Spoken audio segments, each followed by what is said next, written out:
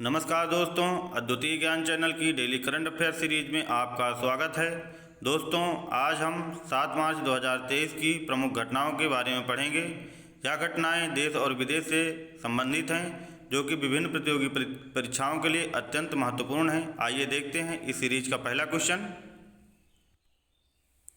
Question है, हाल ही में खबरों में रही समर्थ योजना किस मंत्रालय से जुड़ी है? इसका उत्तर होगा कपड़ा मंत्रालय। आइए इस बारे में हम विस्तृत जानकारी लेते हैं। Samarth scheme for capacity building in textile sector योजना एक व्यापक कौशल पहल है, जिसका उद्देश्य कपड़ा उद्योग में प्रोत्साहन प्रदान करना और रोजगार सृजित करना है। इसे मार्च 2024 तक लागू किया जाएगा। भारत सरकार समर्थ योजना के तहत कौशल विकास को बढ़ावा देने के लिए और अधिक उद्योग भागीदारी को शामिल करने की योजना बना रही है। यह पहल इस दशक के अंत तक टेक्सटाइल सेक्टर का मौजूदा 150 से 155 बिलियन डॉलर से बढ़कर 250 बिलियन डॉलर करने के लिए सरकार द्वारा उठाए गए कदमों का एक हिस्सा है। आइए इस सीरीज का दूसरा क्वेश्चन देखते हैं। किस संस्था ने mind the gender gap report जारी की है? एक बार फिर से रिपीट करते हैं, किस संस्था ने mind the gender gap report जारी की है? इसका उत्तर होगा CFA इंस्टीट्यूट। आइए इस बारे में विस्तृत जानकारी लेते हैं। CFA इंस्टीट्यूट ने हाल ही में माइंड द जेंडर गैप शीर्षक वाली रिपोर्ट जारी की। इसे BRSR business responsibility and sustainability report खुलासों के डेटा के आधार पर बनाया गया है। BRSR ढांचा 2021 में सेबी द्वारा निजी कंपनियों के लिए स्थिरता प्रकटीकरण तंत्र के एक सेट के रूप में जारी किया गया था। Mind the gender gap report के अनुसार भारत में वित्त और संबंधित क्षेत्रों में महिलाओं की भागीदारी कम है। केवल 21.7% महिलाएं वित्तीय सेवा कंपनियों में कार्यरत हैं और केवल 15.9% प्रमुख प्रतिबंधकीय पदों पर कार्यरत हैं। आइए इस सीरीज का अगला क्वेश्चन देखते हैं। अगला क्वेश्चन है, हाल ही में किस राज्य सरकार ने इलेक्ट्रिक वाहनों की खरीद पर रोड टैक्स और पंजीकरण माफ करने की घोषणा की है? इसका उत्तर होगा उत्तर प्रदेश सरकार। उत्तर प्रदेश सरकार ने इलेक्ट्रिक वाहनों की खरीद पर रोड टैक्स और पंजीकरण माफ करने की घोषणा की है। आइए अगला सवाल देखते हैं। हाल ही में कहाँ विशेष शासन शिविरों का उद्घाटन किया गया है? इसका उत्तर होगा जम्मू और कश्मीर। जम्मू और कश्मीर में विशेष शासन शिविरों का उद्घाटन किया गया है। अगला क्वेश्चन है, केंद्रीय सिंचाई एवं विद्युत बोर्ड शॉर्ट में CPIB पुरस्कार किस संस्था को प्रदान किया गया है? इसका उत्तर होगा NTPC यानी कि नेशनल थर्मल पावर कॉरपोरेशन को यह पुरस्कार प्रदान किया गया है। आइए इस बारे में हम विस्तृत जानकारी लेते हैं। Central board of irrigation and power CPIB award 2022 हाल ही में NTPC लिमिटेड को बिजली उत्पादन में उत्कृष्ट योगदान के लिए प्रदान किया गया है। दोस्तों, NTPC भारत की एक महारत्न कंपनी है, जो कि एक बिजली उत्पादन कंपनी है। उसको यह पुरस्कार दिया गया है। यह पुरस्कार कुशल और उच्च स्तरीय बिजली उत्पादन में भारत के सबसे बड़े power station Vindhyachal super thermal power station की भूमिका को मान्यता देता है। आइए इस सीरीज का अगला क्वेश्चन देखते हैं। एक बार फिर से रिपीट करते हैं। राष्ट्रीय अल्पसंख्यक आयोग ने हाल ही में किस देश में फंसे हुए सभी भारतीयों को निकाला है? इसका उत्तर होगा लीबिया। आइए अगला क्वेश्चन देखते हैं। हाल ही में भारत और किस देश ने अनुसंधान प्रौद्योगिकी पर समझौता ज्ञापन पर हस्ताक्षर किए हैं? इसका उत्तर होगा मेक्सिको। मेक्सिको और भारत ने अनुसंधान प्रौद्योगिकी पर समझौता ज्ञापन पर हस्ताक्षर किए हैं। आइए अगला क्वेश्चन देखते हैं। किन संस्थानों ने more than a billion reasons the urgent need to build universal social protection शीर्षक से रिपोर्ट जारी की है? एक बार फिर से रिपीट करते हैं। किन संस्थानों ने more than a billion reasons the urgent need to build universal social protection शीर्षक से रिपोर्ट जारी की है? इसका उत्तर होगा यूनिसेफ, ILO। आइए इस बारे में विस्तृत जानकारी लेते हैं।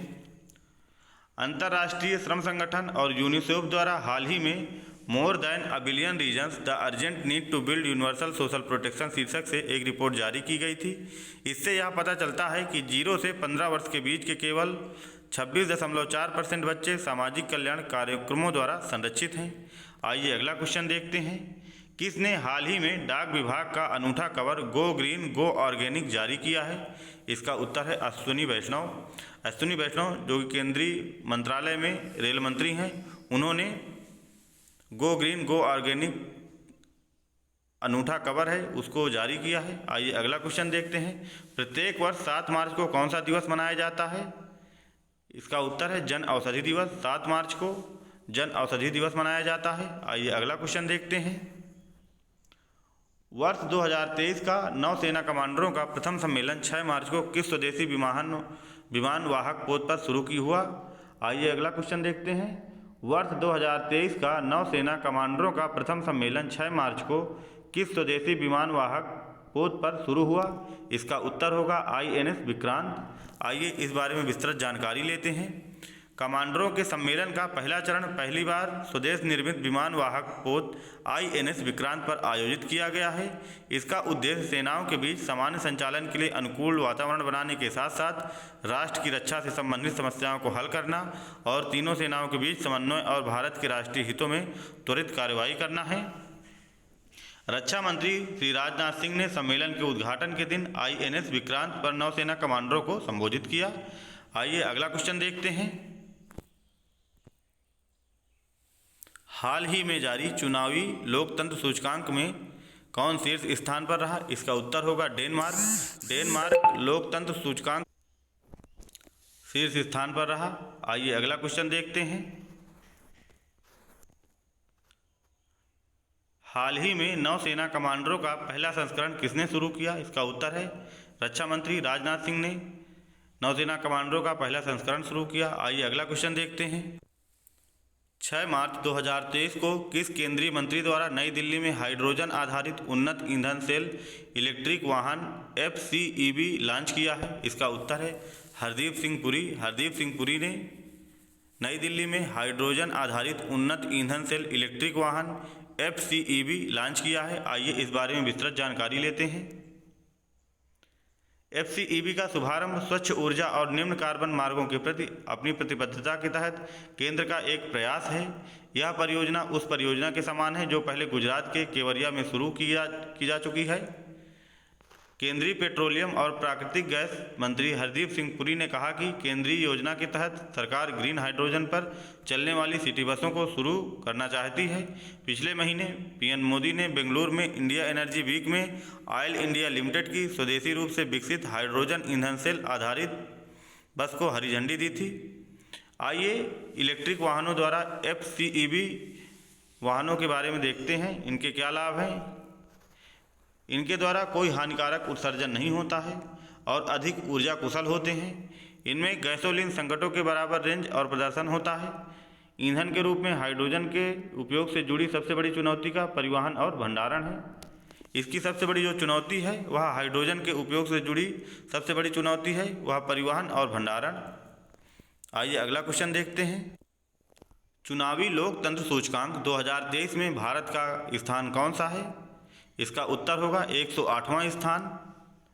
चुनावी लोकतंत्र सूचकांक 2023 में भारत का 108वां स्थान है। आइए इस बारे में हम विस्तृत जानकारी लेते हैं।